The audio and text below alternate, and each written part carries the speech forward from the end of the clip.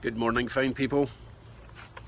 So today I've made a list and I'll check it twice because it's so humid today and it's only, oh, it's actually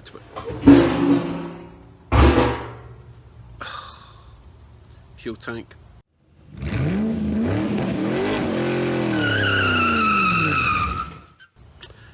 Anyway, it's 11 o'clock-ish and it's so humid that my brain will melt if I don't follow my list. So let's go through what I'm doing.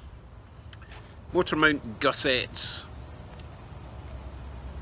drill holes for the fuel line, brake lines and any clips that I won't have access to once the body's on. A couple of boxing in panels for the frame. Clean the top of the frame so that when I can't remember, see, my brain's melting already. Now I can do the top, I can clean the top as the last part, otherwise I'll just scratch it if I turn it over. Steering notch, as in I need to notch a little section out the frame for the steering. I'll show you right now. So basically the steering shaft can only come up from where it is there, and it just notches into the frame. So I need to cut a little notch out and maybe weld in a pipe just to make it more secure so that I'm not really messing with the integrity of the frame as such. And I also want to grind down the aluminium cross member where it used to have the motor mounts for the Crown Vic engine. The one on the passenger side is just a little bit high and it could interfere with the water pipe coming out of my motor. So I need to get on with this. So hot. I'm not complaining, I'm just commenting that it's hot. You remember back to when it was crispy cold.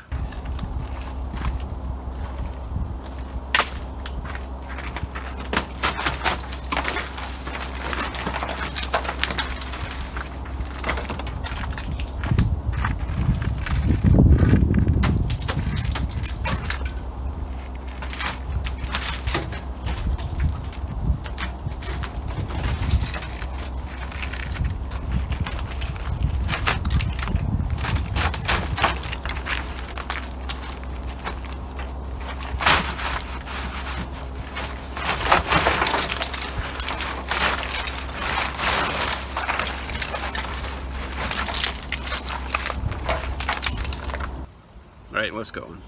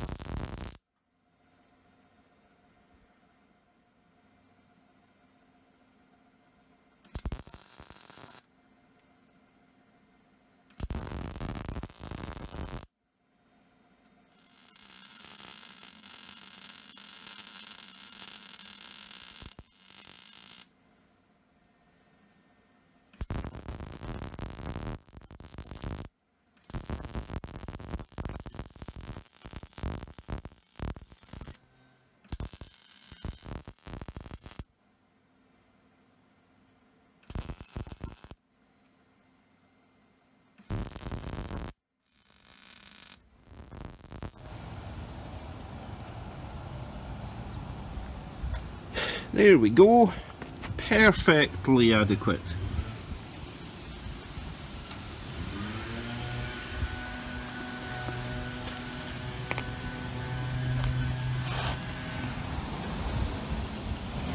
Right, on to the next thing on my list. I can't even remember what it is, I need to go and consult it.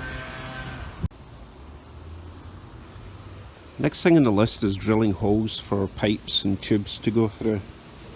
Now, I was thinking of feeding the fuel pipe through there and out to here because I want to keep it away from the headers. However, I remembered when I've stepped this, I've actually laying that frame on top of that frame, so there isn't actually access through there. That's okay, I wasn't desperately keen on feeding it through there anyway. So my alternative plan is the fuel line will come in the inside of there, and then I just need maybe just enlarge that hole and bring the pipe out. I really don't want to do this, but only because I'll see it. I mean, it's still perfectly fine if I feed it up around there and then drill through there. Or actually, no, I could probably feed it up through there and maybe just along here and then underneath. Then I don't have to drill holes in that section of the frame at all, and then the pipe will come out. This is a solid pipe I'm talking about. It'll come out here, maybe hug this frame, go along there, and then the fuel pump is the intake for the fuel pump's about there, so if it came along here and then did a wee curl, I'd be okay with that. Just don't want it anywhere near that header, and inside is not an option. So I will enlarge that hole, drill the holes I need for the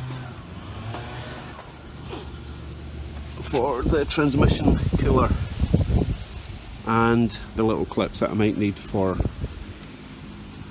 the fuel line and the brake line. Right, on the subject of welding, I have a few questions. Well, one question mainly. Right, first of all, I am not a welder. I've not had any training. I've just learned to do it as I go, and it's taken me a long time to get even halfway decent. But I learned something quite important yesterday.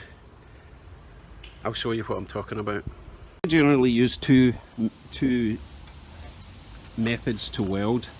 I either do a small bead, which is fine just for joining a couple of sections, but I don't think it has great penetration. And then I moved on to doing a kind of overlapping circle technique, but I found that it was quite an ugly weld. I think I did the overlapping circle on that, but it got a bit goofy in parts. Still getting good penetration. However, yesterday I tried just doing a kind of zigzag. What did I weld yesterday? I've forgotten already. Oh yeah, these brackets. But anyway, today I tried it again, doing a kind of zigzag like that. Rather than doing a circle, I did a sort of zigzag all the way down, and it actually came up quite nice. Well, quite nice for me.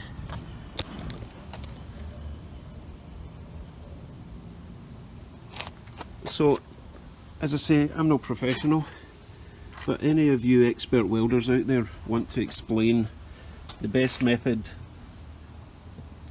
for thin metal, thick metal, whatever. I know that thick metal is a hell of a lot easier to weld than thin metal, because you can hold it on for a lot longer, get better penetration without fear of burning through. So let me know your thoughts on welding techniques, please. Any advice appreciated as always. On with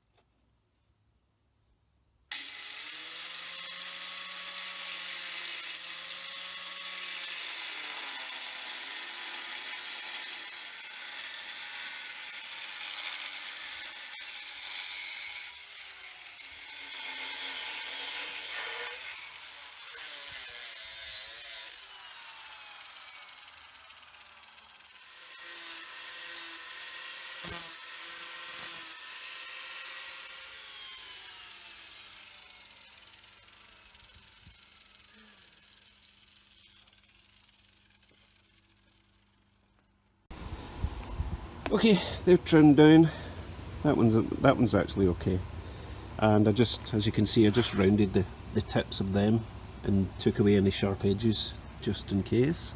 So next I just need to make pretty much just 4-inch square boxing sections to go in there, and the same on this side, just to tidy it up a bit and add a bit more strength.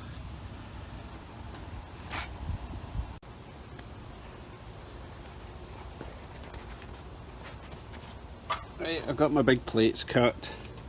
I was going to do a fancy curve, but no one's going to see them, and it's just a waste of a couple of grinding discs. It's really tough to cut this stuff. Right, let me get these on.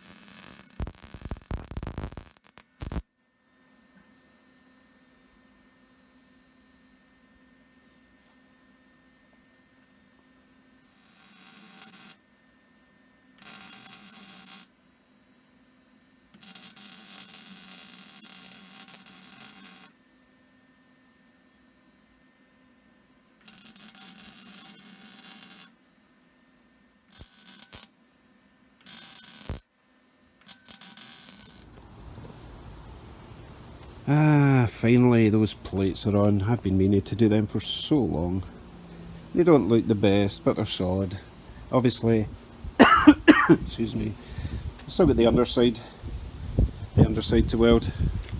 Actually, I've got a lot to do in the underside, so that's why I'm flipping over. But I think we are finally ready to remove the front cross member, remove all the back axle, all the wheels, everything, and get the frame flipped over and get everything on the underside finally done for the last time. Well, for the first time, but the last time I'll have to flip it. So I'll throw some paint on these, because again we're getting another thunderstorm tonight. I don't want it all going brown. I mean, most of it is brown already, but the new stuff. So a big day tomorrow.